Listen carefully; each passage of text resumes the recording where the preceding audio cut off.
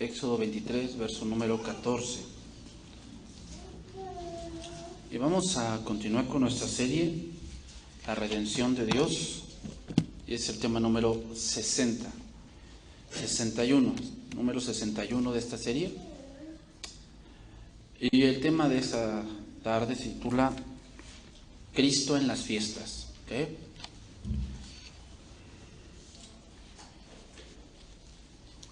Y no, hermano, no voy a hablar de las posadas. No voy a hablar de las posadas. Vamos a estar hablando de las fiestas que los judíos tenían. Los judíos tenían 7 fiestas. Hoy nada más vamos a ver 3 y las vamos a ver rápidamente. Pero las vamos a ver no en un punto de qué se hacía y cómo lo hacían. Más bien vamos a ver que las fiestas, hermanos, tienen una información profética y también cristocéntrica. ¿Okay? Cristocéntrica significa que hablan de Cristo a pesar de que es una fiesta. ¿Okay? O sea, las fiestas judías, hermanos, no eran como las que hoy conocemos, que todo se enfoca en la carne, todo se enfoca en satisfacer al hombre, ¿no? Si apenas hubo fiesta aquí en Apizaco y todo se enfoca en borrachera, se enfoca en desenfreno, se enfoca en que a ver, haz lo que quieras hasta donde puedas llegar. Eso es la carne y Dios no está de acuerdo con ese tipo de cosas. ¿Okay? Las fiestas judías tenían como centro a Dios. ¿Okay? O sea, las fiestas aquí, hermanos, en este caso las 3 fiestas que vamos a ver, son fiestas dictadas por Dios mismo. ¿Ok?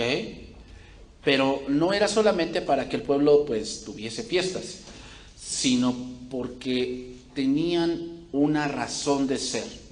¿Ok? Entonces dice ahí, 3 veces en el año, versículo 14, me celebraréis fiesta. La fiesta de los panes sin levadura guardarás. 7 días comerás los panes sin levadura, como yo te mandé, en el tiempo del mes de Abib, porque en él saliste de Egipto, y ninguno se presentará delante de mí con las manos vacías. También la fiesta de la siega, los primeros frutos de sus labores que hubieren sembrado en el campo, y la fiesta de la cosecha a la salida del año, cuando hayas recogido los frutos de tus labores del campo. 3 veces en el año se presentará todo varón delante de Jehová el Señor. No ofrecerás con pan leudo la sangre de mi sacrificio, ni la grosura de mi víctima quedará en la noche hasta la mañana. Las primicias de los primeros frutos de tu tierra traerás a la casa de Jehová tu Dios. No guisarás el cabrito en la leche de su madre. Entonces, como te decía, hermano, las fiestas y los sacrificios, después iremos viendo también los sacrificios también son cristocéntricos, ¿okay? Hablan de Cristo. Tienen un propósito, ¿ok? Hay que buscar ese propósito. O sea, ¿cuál es el propósito por el cual Dios dio fiestas? No solamente era para comer o para convivir, que es parte de, ¿ok? Sino tienen un punto importante en esto como el pueblo. Sin embargo, estas cosas tenían un objetivo y es que el pueblo conociera a Dios a través de las fiestas, ¿ok? Que se recordaran algo, que no olvidaran ciertos puntos importantes. Sin embargo, bueno, el hombre es siempre religioso, ¿verdad? Y le empieza a dar otra aplicación, les empieza a dar una importancia que no tiene. O sea, es importante, por decir aquí en nuestro caso, ¿es importante el bautismo? Sí, es importante. El bautismo es una muestra de que has creído. Ojo, es una muestra de que has creído, no de que te salvas. Alguien que de verdad ha creído anhela bautizarse. Por eso alguien que se le pregunta, ¿y tú no te vas a bautizar? Y él te dice, no, yo no quiero bautizarme. Y eso es raro, porque alguien que de verdad ha creído y alguien que de verdad quiere obedecer a Dios debe empezar por ahí, por el bautismo. Si no se quiere bautizar, a mí me da la idea de que no es salvo, de que es alguien que no quiere compromisos con Dios. ¿Ok? Entonces, es importante, pero no es lo más importante. ¿Ok? O sea, el bautismo es importante, pero no es lo más importante.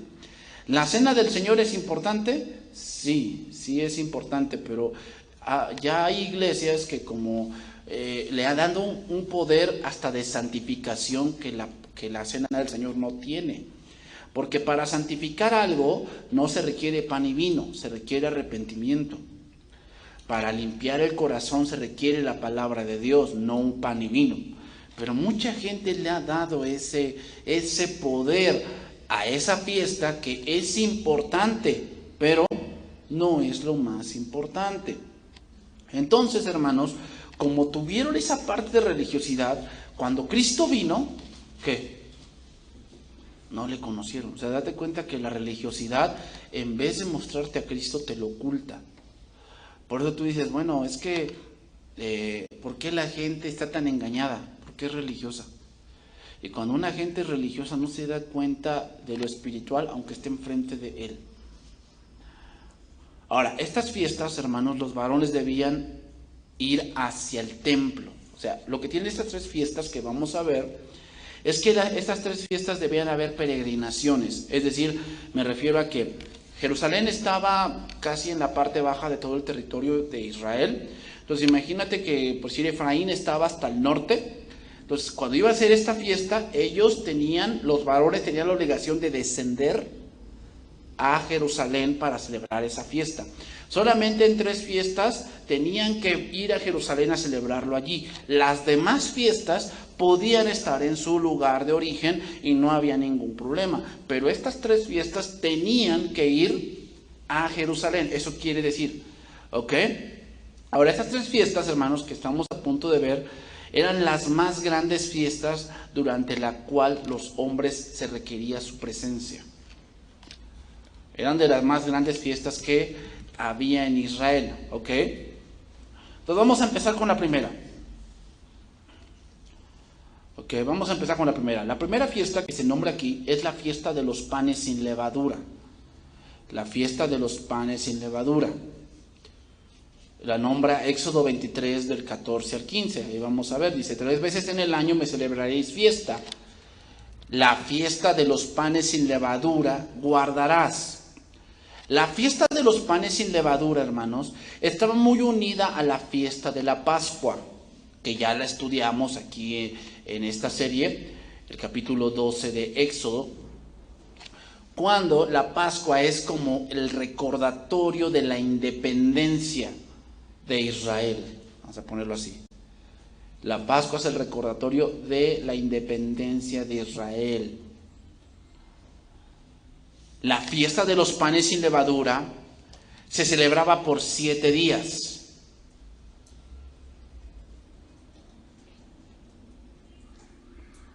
¿Ok? Entonces, mientras la Pascua recordaba la independencia de Egipto, los panes sin levadura recordaban cómo salieron de ahí. La Pascua recordaba la independencia de Egipto, o sea que eran esclavos, fueron libres, pero los panes sin levadura, esta fiesta recordaba cómo salieron de Egipto. ¿Y cómo fue la salida de Egipto? Rápido, o sea, fue una salida que de repente fue al otro día, o sea, por aquí murieron los primogénitos y al alba ya le estaban diciendo váyanse. Entonces no había tiempo de cocinar, no había tiempo de hacer algo. Mira, en nuestros días generalmente nadie hace levadura, siempre vamos y la compramos, ¿no? O sea, tú vas a hacer pan, pues obviamente compras harina, compras mantequilla, compras aceite, compras, a lo mejor si vas a hacer un pastel, pues bueno, compras algunas otras cosas como chocolate o cacao y vas y compras levadura. Pero en ese tiempo no existía eso. En ese tiempo lo que se hacía, hermanos, era criarla, porque la levadura es un hongo que mata la masa, ¿ok? Que corrompe la masa, eso es lo que hace la levadura y se activa. La levadura se activa con el oxígeno y con el calor. Si tú tienes una masa, así le echas levadura y la pones cerca del horno, que esté tibio o en un lugar caluroso, se va a expandir esa masa, se va a poner al doble. Eso es lo que hace la levadura. Pero en cierto punto, hermanos, la levadura está corrompiendo la masa. Entonces, ¿qué se hacía? En esos tiempos, como no podías ir a comprarla, lo que se hacía era crear masa y se partía a la mitad. ¿ok? Se partía la mitad de esa masa. Y entonces con la mitad de la masa hacías panes, con levadura, obviamente. Y con la otra masa la ibas amasando cada par de horas o cada hora la ibas amasando y le ibas agregando harina y agua hasta que se hiciera levadura. Y con esa masa, con esa mitad de la masa, se hacía el pan del día siguiente y así sucesivamente. Se hacía otra masa, se partía a la mitad, se combinaba una masa con la levadura y la otra se hacía levadura y así iban haciendo pan. ¿Ok?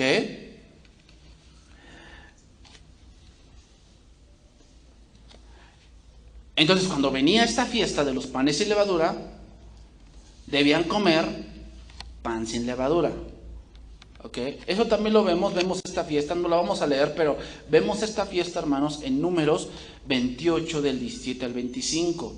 Ahí vemos esta fiesta más en grandes rasgos cómo debía haber sido. Digo, no la vamos a leer porque no nos vamos a meter en el punto de cómo la hacían, sino vamos a ver el significado de la fiesta. Vamos a ver ese significado. Primeramente, Egipto. Sabemos que Egipto, ¿qué? ¿Es imagen de qué? Del mundo. Del mundo. Apocalipsis 11:8 dice esto: y sus cadáveres estarán en la plaza de la grande ciudad que en sentido espiritual se llama Sodoma y Egipto. En el capítulo 11 de Apocalipsis está hablando de lo que se llaman los dos testigos. ¿Qué pasa con estos dos testigos? Bueno, en la época de la gran tribulación se levantarán dos mensajeros que con su mensaje van a salir en las noticias y dice que harán incluso descender fuego del cielo, harán grandes señales. Pero un día la bestia o el político que está gobernando en ese tiempo, que es el anticristo, los va a matar. Pero no los van a enterrar, sino lo que van a hacer es en una plaza los van a poner ahí sus cuerpos. Y todo el mundo los verá, por eso se llama, dice, y sus cadáveres estarán en la plaza de la grande ciudad que en sentido espiritual se llama Sodoma y Egipto, donde también nuestro Señor fue crucificado. La levadura, ahora hermanos, estamos viendo puntos espirituales ya, ¿ok? Egipto, ellos salieron de Egipto. En nuestro caso, Egipto es el mundo. Ahora, la levadura en la Biblia, hermanos, es usada como imagen de pecado y orgullo. O sea, la levadura en la Biblia espiritualmente es algo malo. Por decir, 1 Corintios 5:1 dice esto. 1 Corintios 5:1. De cierto se oye que hay entre vosotros fornicación, y tal fornicación cual ni aún se nombra entre los gentiles, tanto que alguno tiene la mujer de su padre. Y vosotros estáis envanecidos. ¿No debierais más bien haberos lamentado para que fuese quitado del medio de vosotros el que cometió tal acción? Ciertamente yo, como ausente en cuerpo, pero presente en espíritu, ya he juzgado al que tal ha hecho esa acción. En el nombre de nuestro Señor Jesucristo, reunidos vosotros y mi espíritu, con el poder de nuestro Señor Jesucristo, el tal se ha entregado a Satanás, es decir, se ha expulsado de la iglesia. Eso significa, se ha expulsado de la iglesia para destrucción de la carne. ¿Por qué se expulsa a alguien de la iglesia? Bueno, se expulsa porque ya esa gente ha perdido sensibilidad al pecado. O sea, hermanos, el pecado nos hace insensibles. O sea, empezamos a pensar que yo estoy bien, tú estás mal. El pecado nos hace ciegos. El pecado, hermanos, nos hace empezar a pensar solamente como animales. ¿Cómo es eso? Por instintos. No razonamos, sino simplemente por instintos.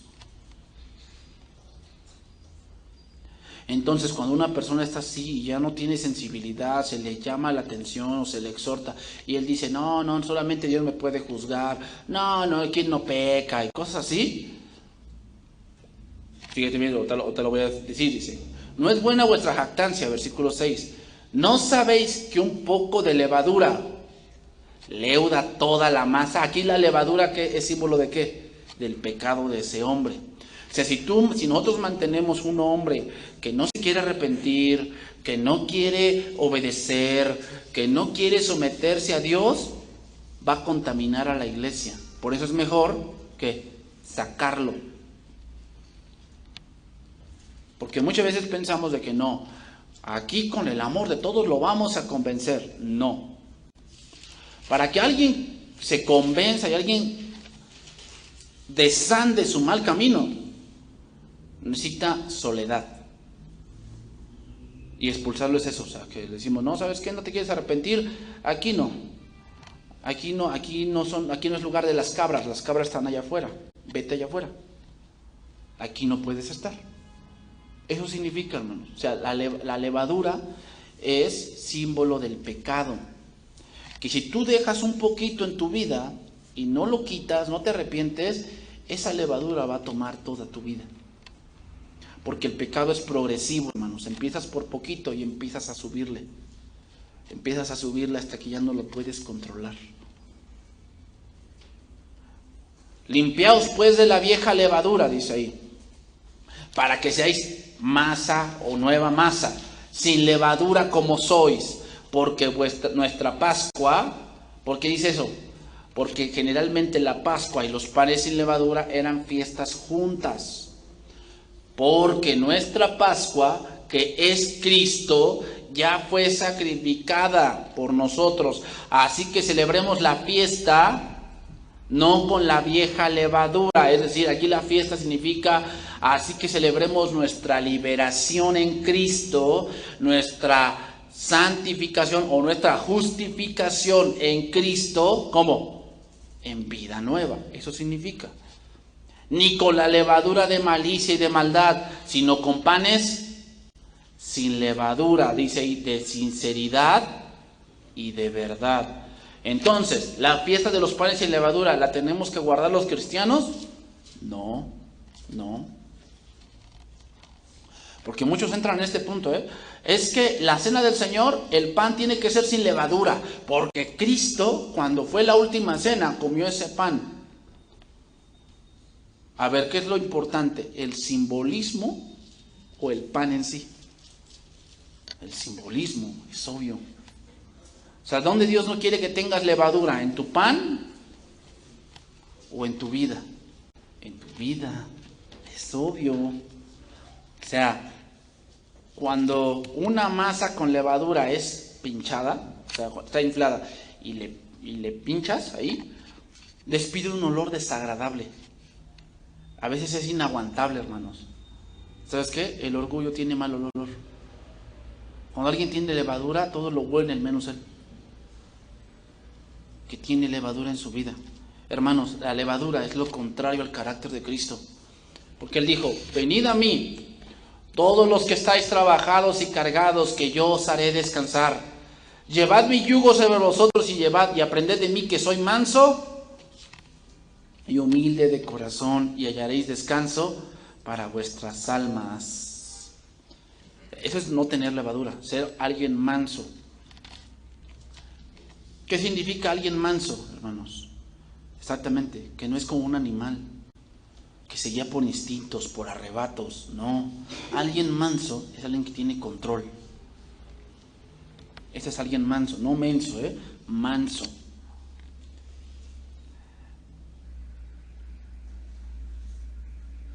Alguien manso es como si tú fueras una gran máquina para construir, ¿no? ¿Has visto las máquinas esas que llaman mano de chango?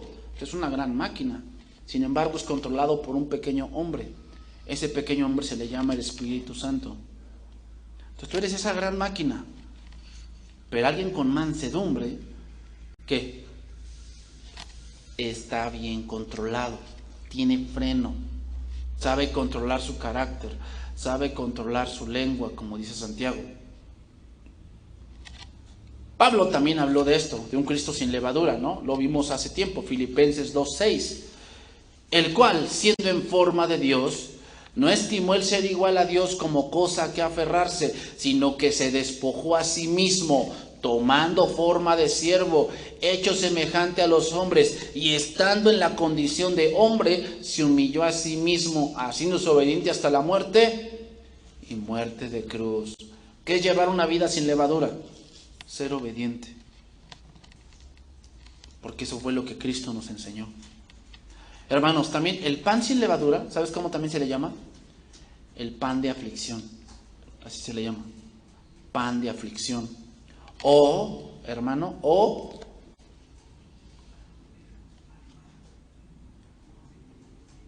pan del sufrimiento. Te lo voy a leer este versículo ahí donde lo dice. Deuteronomio 16, versículo 2. Deuteronomio 16, versículo 2, con respecto a esto de que el pan sin levadura también se le llama el pan de aflicción. Lo voy a leer en lenguaje actual ese verso, Deuteronomio 16, 2.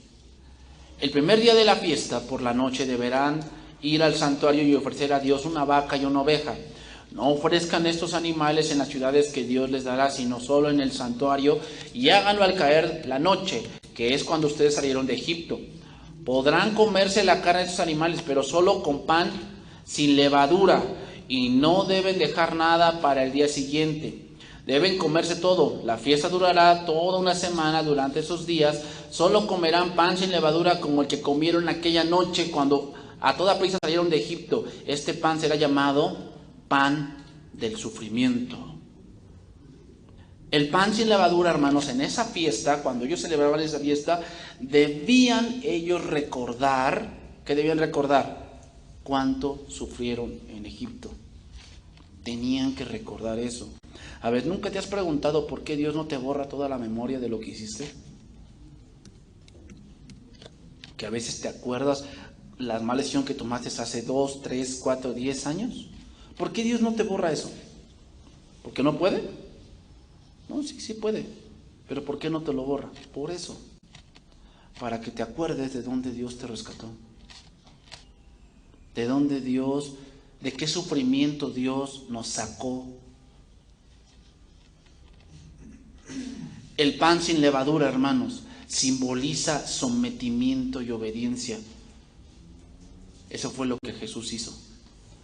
Por eso ya el cristiano ya no debe celebrar esa fiesta. ¿Por qué? Porque nuestro pan sin levadura es Cristo.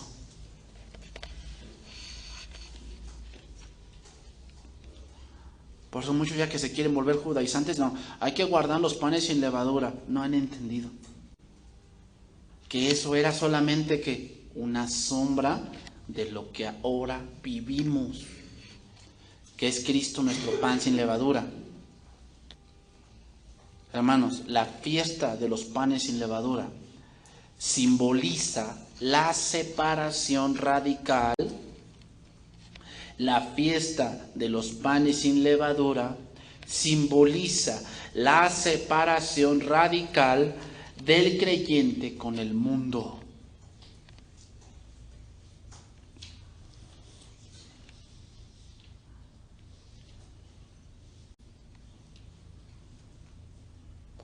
Entonces, por eso Dios quiere que tu vida esté fuera o esté vacía o esté sin levadura.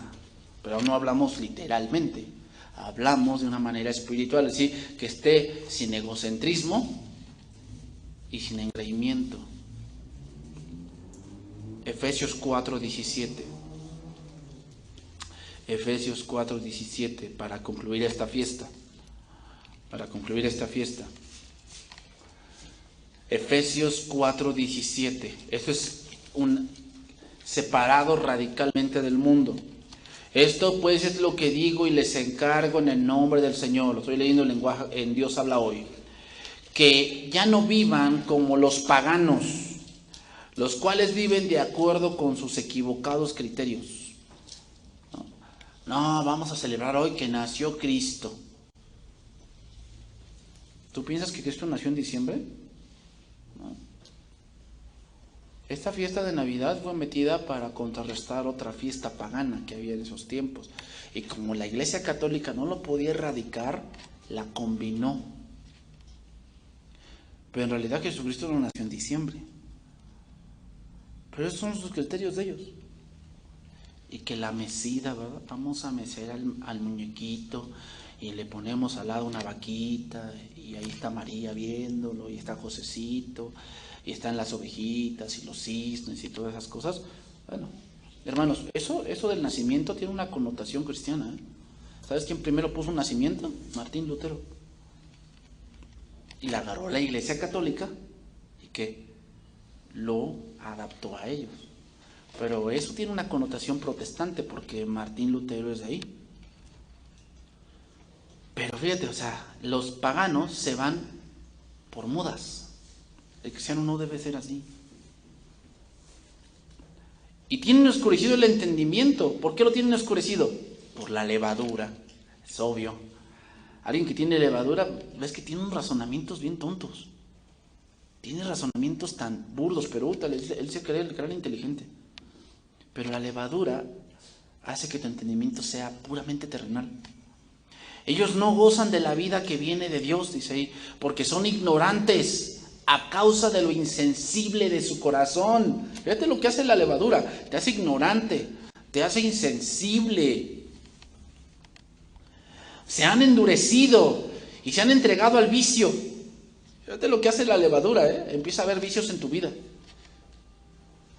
Empieza a haber momentos en que tu dinero se está fugando, eso es un vicio. Cometiendo sin freno toda clase de cosas impuras. Pero ustedes no conocieron a Cristo para vivir así. Fíjate, esa es separación. Ya salimos de Egipto, ¿no? Esa es la Pascua y panes sin levadura. Ya salimos de Egipto. Pues ciertamente oyeron el mensaje acerca de Él y aprendieron a vivir como Él lo quiere, según la verdad que está en Cristo. Por eso deben ustedes renunciar a su antigua manera de vivir. O sea, ya sálganse de Egipto. Eso significa, la Pascua ya fue sacrificada. Tenemos ahora panes sin levadura, la antigua manera de vivir. O sea, hay que quitar la levadura y despojarse de lo que antes éramos.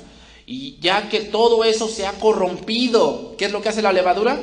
Corromper la masa.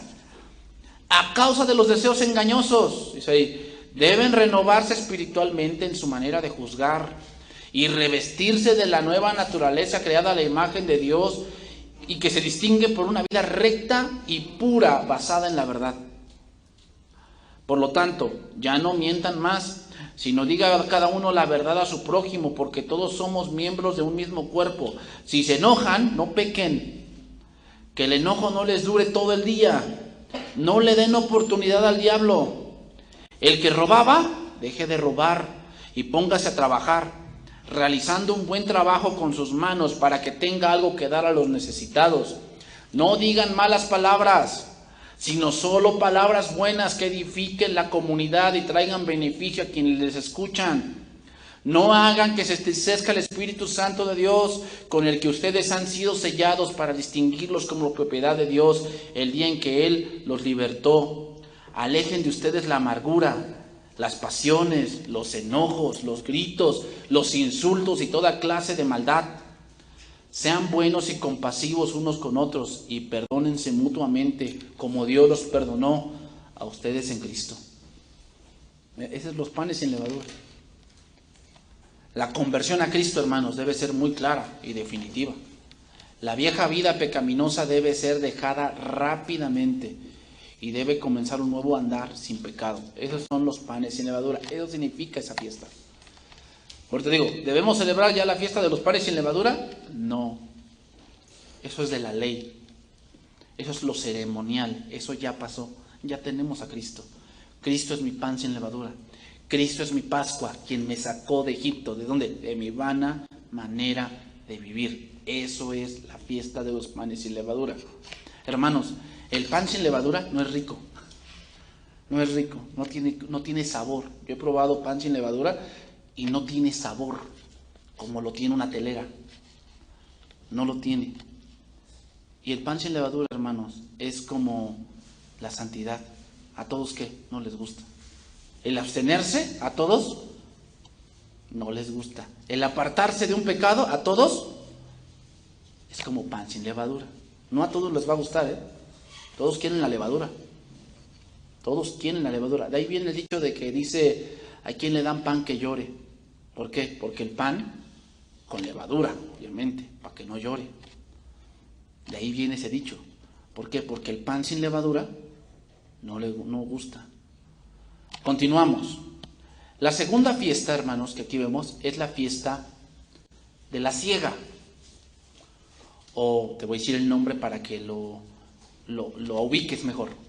Pentecostés. Pentecostés significa 50 días. Esa es la segunda fiesta. ¿Qué ocurrió en Pentecostés? La venida del Espíritu Santo. ¿Ah?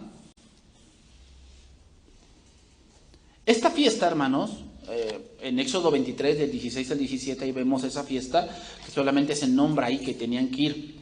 Pero esta fiesta la vemos más detallada en Levítico, capítulo 23, versículos del 15 al 22. Ahí vemos esa fiesta más detalladamente. Cómo debía de hacerse, cómo debían estar los que se involucraban en tal fiesta. ¿Ok? Tal vez, si Dios permite, después pues iremos viendo estas fiestas más detalladamente. También esta fiesta tenía otro nombre, la fiesta de los primeros frutos. La fiesta de los primeros frutos. Bueno, ¿qué se hacía aquí en esta fiesta? Básicamente era una fiesta de acción de gracias. ¿Ok? ¿Qué se hacía? Bueno, si tú tenías un campo y tú sembrabas, por decir, trigo, y obviamente vas sembrando por bloques. El primer bloque que salga de trigo, tenías que cegarlo y guardarlo. ¿Para quién? Para llevarlo al templo. No todo el trigo, una parte del trigo. O sea, lo primero que salía, eso era de Dios. Y tenía dos connotaciones. Número uno, lo llevabas al campo para como rescate de lo demás. Y me refiero a rescate en el sentido de que, Señor, te doy gracias porque sembré trigo. Esto primero es tuyo. Y todo lo demás que saliera, ya tú hacías lo que querías con él. O sea, te lo comías, lo vendías, no sé. Y número dos, era como acción de gracias a Dios.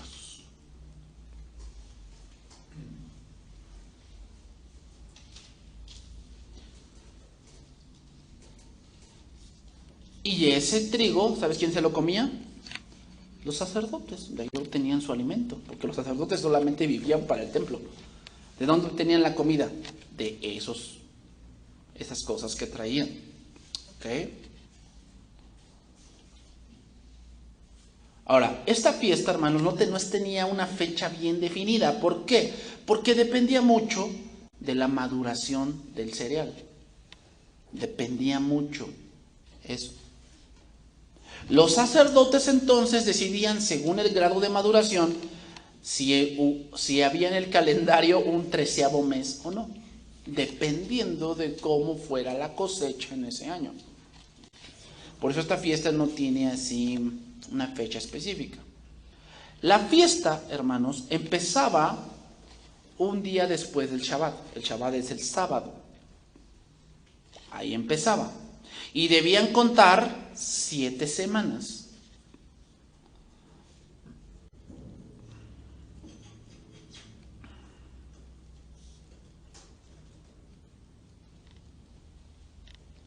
Y al pasar 7 semanas, iba a caer otra vez en el Shabbat. Después del Shabbat, se terminaba esa fiesta, que ahí era 50 días, Pentecostés. Por lo regular, esta fiesta, hermanos, de Pentecostés caía en domingo.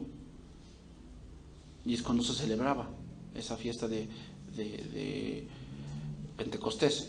Ahora, lo interesante es esto, yéndonos al punto espiritual. Cristo resucitó en domingo.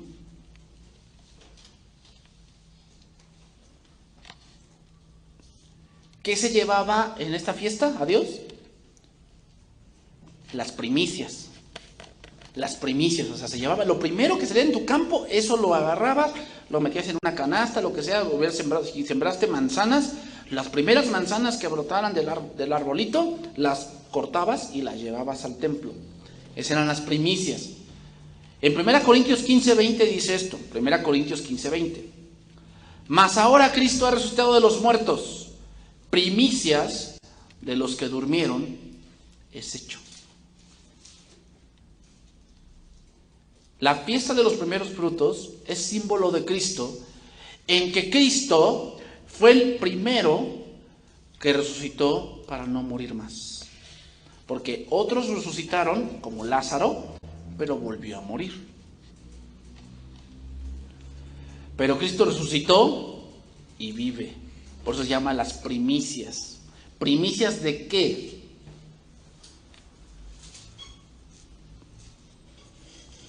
O sea, quiere decir esto, que nosotros, dice ahí Tesalonicenses, que si morimos en Cristo, todos aquellos que han muerto en Cristo, los hermanos que han partido de esta congregación, que han muerto en Cristo, cuando Cristo venga nuevamente, dice que ellos van a ser resucitados primeros, pero ellos ya no serían las primicias. ¿Ellos qué serían? Lo resultante, lo que falta. Porque las primicias, ¿quién fue? Cristo. Los demás que van a resucitar son el rescate que Cristo hizo, porque Él fue las primicias que fueron presentadas. Cristo es las primicias, Cristo es lo primero. Y entonces después viene Pentecostés, que es lo santificado. Es el resultado. Cristo, hermanos, es como el primer trigo, la primera espiga o la primera gavilla.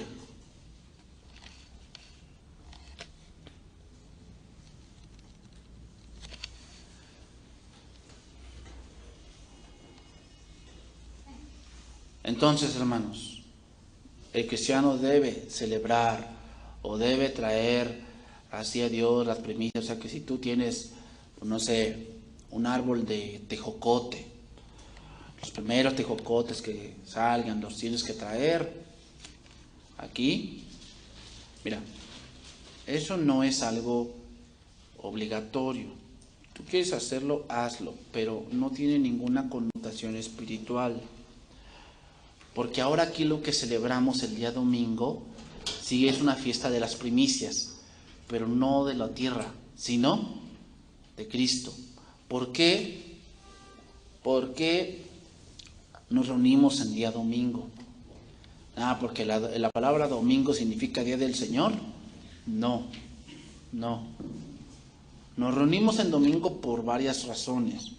Uno, porque Cristo resucitó en domingo. Es una de las razones.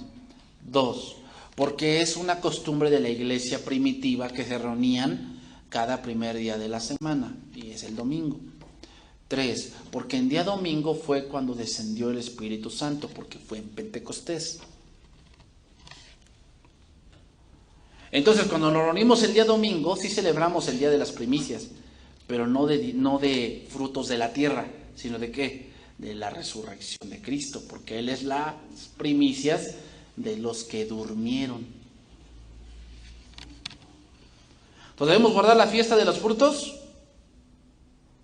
No. ¿Por qué no? Porque Cristo es las primicias. Como te digo, ya en el punto de que, bueno, es que yo tengo el anhelo en mi corazón de que lo primero que dé mi negocio, o lo primero que dé ese árbol que yo sembré, o lo primero que dé mi campo que yo sembré maíz, y lo primero los maíces yo lo quiero traer, estás en tu derecho. Yo no te voy a decir, no lo traigas porque eres un idólatra. No. Si Dios te puso en tu corazón eso, adelante. Pero no es por obligación. ¿Ok? De que no, así lo hacían los judíos, así lo tienes que hacer tú. No. Porque estamos viendo el punto espiritual. Hermanos, la fiesta de los primeros frutos nos hace entender que siempre debemos dar gracias en todo. Porque Él es la primicia y en Él todo es santificado. Filipenses 4:6. Por nada estéis afanosos, sino sean conocidas vuestras peticiones delante de Dios con toda oración y ruego y con acción de gracias. Imagínate que tú eres un agricultor. Sembraste trigo, pero no llega la lluvia. Tú necesitas de la lluvia para que eso se dé. Mira, en la tierra de Canaán, a diferencia de Egipto tenía un gran río que regaba esas partes, se llamaba el río Nilo. El río Nilo, cuando se desbordaba, toda esa parte que alrededor del río Nilo era muy, muy fértil porque era una tierra de riego. En el caso de Canaán, que donde Dios los llevó, es un lugar desértico, rodeado de muchos montes. Por eso hay muchos, en los Salmos vas a ver mucho de que los que confían en Jehová son como el monte de Sión. O ¿quién subirá al monte de Jehová? Y tiene ese tipo de connotaciones en los salmistas porque la tierra de Canaán está rodeada de montes. Bueno, entonces una tierra así rodeada de montes depende mucho de la lluvia. Por eso, por decir, aquí a Pisaco, por eso casi no padece de agua, porque estamos rodeados un poco de montes y tenemos ahí la Malinche. Entonces la Malinche cae agua ahí y eso alimenta los mantos acuíferos y ahí explotan el agua. Por eso a Pisaco no sufre mucho de agua, pero vete a lugares como, no sé, Sonora, más al norte, que hace más calor, pero también no hay muchas montañas, por lo tanto, aunque llueva, no hay mucha retención de ese líquido. Bueno, entonces en Canaán dependían mucho de la lluvia, que cayera en los montes y esa agua bajara y regara los campos. Entonces, tú sembraste trigo, pero no llega la lluvia. Por más que te afanes, va a venir la lluvia.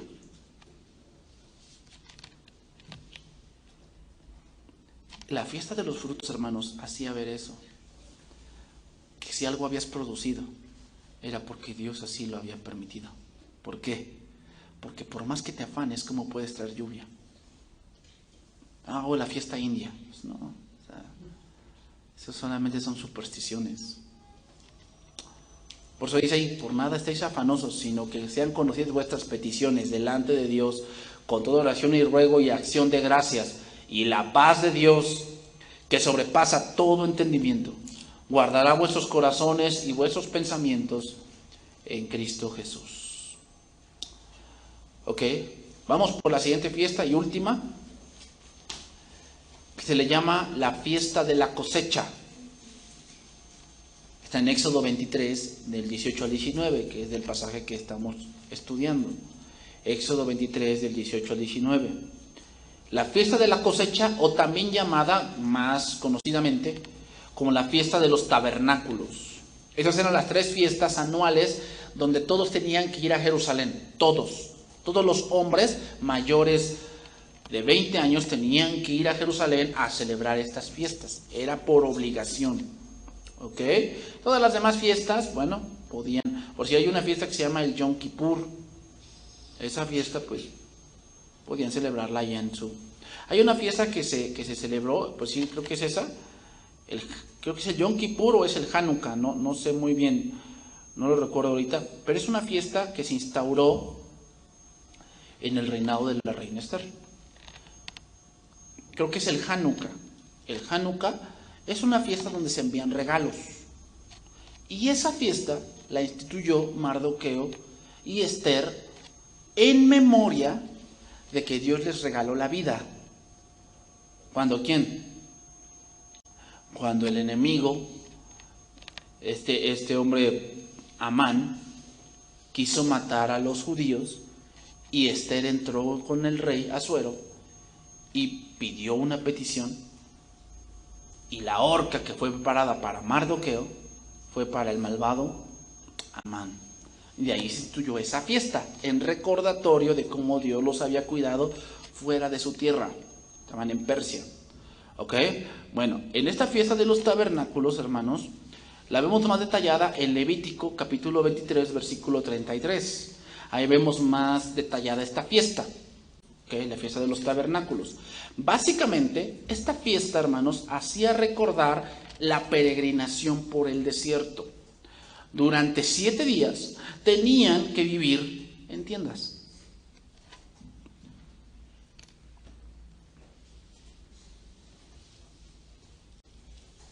Por eso se le llamaba la fiesta de los tabernáculos.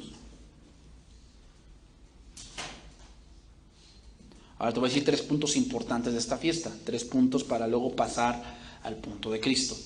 Número 1, era un agradecimiento por el final de la cosecha. O sea, lo de los frutos era de la primicia.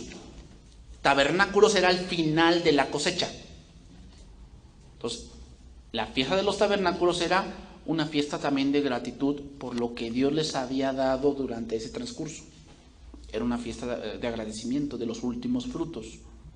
Número 2, como te lo dije, era un memorial de cómo Dios los llevó por el desierto como peregrinos.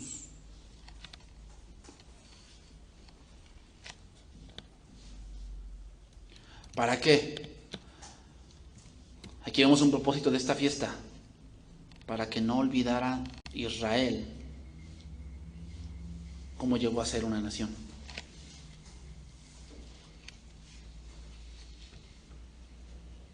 Una cosa es ser un pueblo y otra cosa es ser una nación. Un pueblo es un conjunto de gente que van vagando como nómadas, así eran ellos. Desde Abraham hasta Moisés, hasta Josué, fue un pueblo nómada. ¿Qué quiere decir nómada? Llegan aquí, se asentan un ratito y se van a otro lugar. Pero ya una nación es cuando está sentado en un lugar y tiene leyes. Eso es una nación. ¿Ok? Y que todos los demás pueblos alrededor los reconocen como una nación. En este caso los reconocieron los cananeos, los filisteos, los amorreos, todos los que estaban alrededor los reconocían como una nación. Pero en el tiempo en que estuvieron en el desierto no eran una nación, eran un pueblo. Entonces, ¿qué les hacía recordar la fiesta de los tabernáculos? Que siendo un pueblo Dios les dio una tierra llamada Canaán.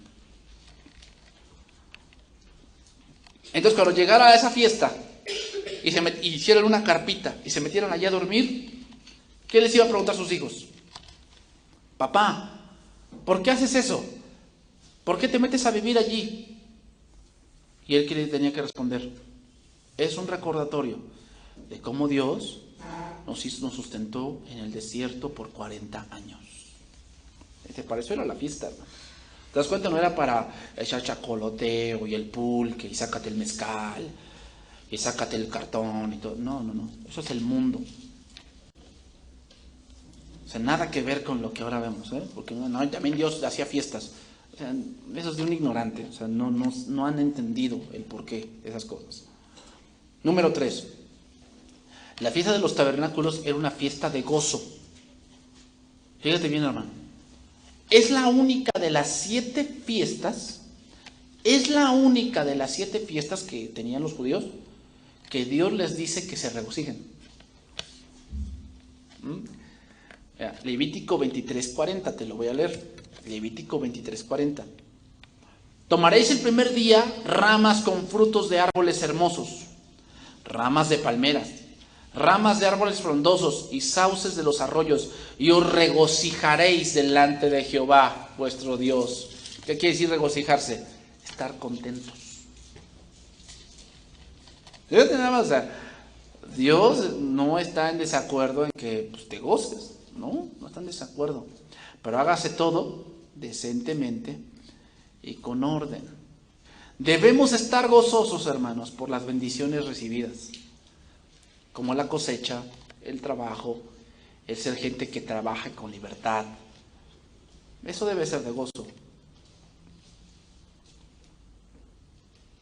Hermanos, la fiesta de los tabernáculos, y ya viéndolo espiritualmente para ir terminando, nos remite hacia el reino milenial que Cristo tendrá. Ahorita nosotros somos peregrinos en este mundo. O sea, literalmente, hermanos, estamos bajo un tabernáculo. Así lo dice Pablo. Si este tabernáculo nuestro fuese destruido, sabemos que tenemos morada en Dios. O sea, esto, hermanos, este cuerpo que tenemos que se está desgastando, que le van saliendo arrugas, que a lo mejor ya te están doliendo las corvas, que ya no puedes ver bien, cosas así. Este cuerpo, hermanos, es solamente una morada temporal, como un tabernáculo. O sea, ellos no siempre iban a vivir en tiendas. ¿Qué?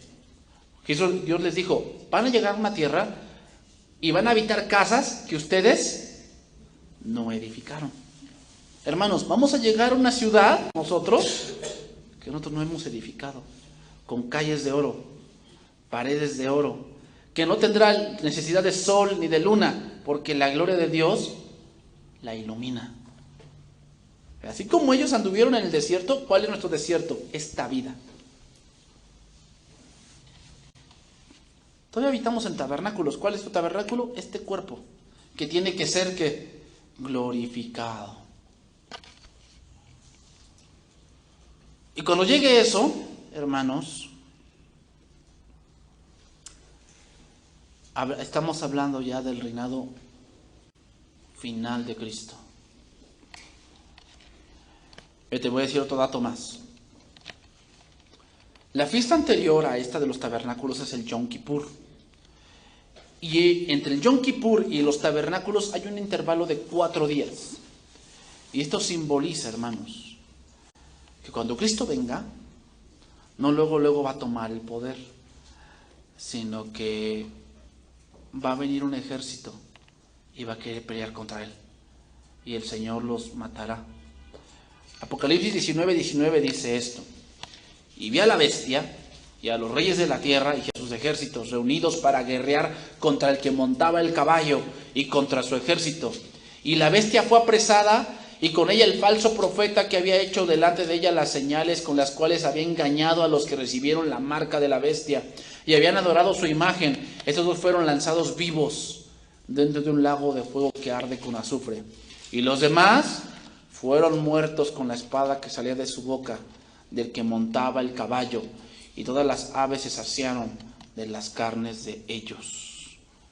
La fiesta de los tabernáculos, hermanos, es una sombra profética de que estamos camino a nuestro lugar celestial. Pregunta: ¿debemos celebrar la fiesta de los tabernáculos? No. ¿Por qué? Porque no estamos para morar en una tierra terrenal. Estamos rumbo a la ciudad celestial.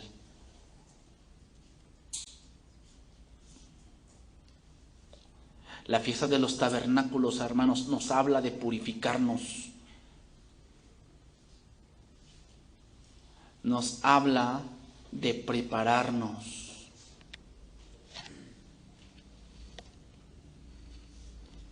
Para aquel día. Vamos a terminar con este verso, segunda de Pedro 3:11. Con ese verso vamos a terminar. Segunda de Pedro 3:11.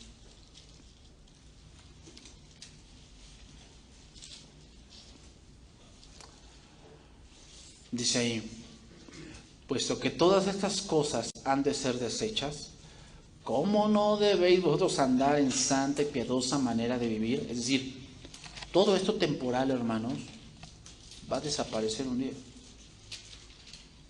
Todo. O sea, todo lo que podamos acumular, todo lo que podamos comprar y tener, un día ya no va a ser. Esperando y apresurándoos para la venida del día de Dios, en el cual los cielos encendiéndose serán deshechos y los elementos siendo quemados se fundirán. Pero nosotros esperamos, según sus promesas, cielos nuevos y tierra nueva, en las cuales mora la justicia. O sea, y esa espera habla de un tabernáculo. En este tabernáculo estamos esperando eso, ¿no? Cielos nuevos y tierra nueva. Por lo cual, oh amados, estando en espera de estas cosas, procurad con diligencia ser hallados por Él sin mancha e irreprensibles en paz. Y tened entendido que la paciencia de nuestro Señor es para salvación. ¿Cuánto tiempo tardaron en entrar a la tierra prometida? 40. O sea que, hermanos, básicamente la vida que tenemos, que lo más robusto es 80, no se compara con la eternidad. Por eso aquellos que dicen, es que vida solo hay una y hay que vivirla, es porque no tienen la mira en la eternidad. Que la eternidad, a comparación de nuestra vida, es algo así. Nuestra vida es un pequeño punto en la eternidad.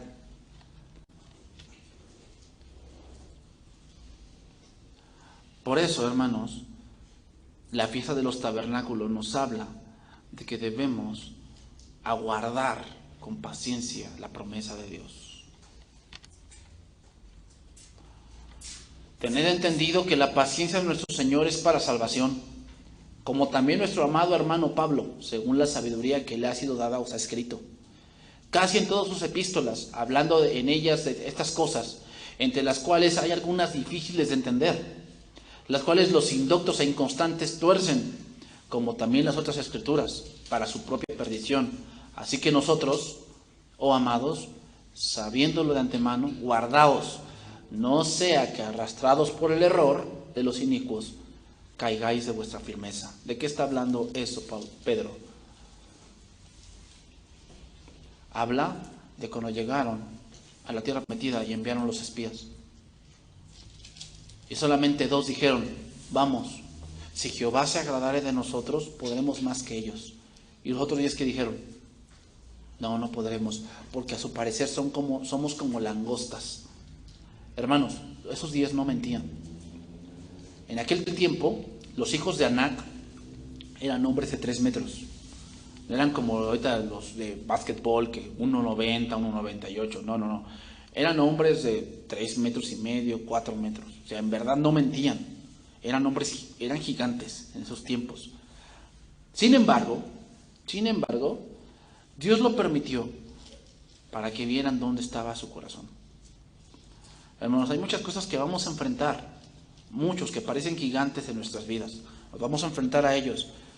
Pero si tú te dejas mover por no podremos, vas a ser como Israel, que va a decir, para eso Dios nos trajo aquí, mejor vámonos a Egipto otra vez. Por eso dice, sabiendo de antemano, guardaos, no sea que arrastrados por el error de los inicuos, caigáis de vuestra firmeza. Tal vez a lo mejor el gigante es su familia, que te dice, ¿para qué vas ahí? Si no ve, no te pasa nada, no cambias, no esto, no el otro. Tal vez es tu gigante, pero no tengas temor. Sabiendo esto, guárdate, para que nadie te quite de tu firmeza, de lo que has creído. Esa es la fiesta de los tabernáculos, hermano. Estas 3 fiestas eran las más importantes de todas. Entonces, hermanos, cuando te enfrentes contra esas cosas, regocíjate.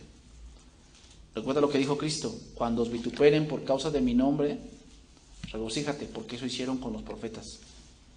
Y recompensa grande tendréis en los cielos. Amén.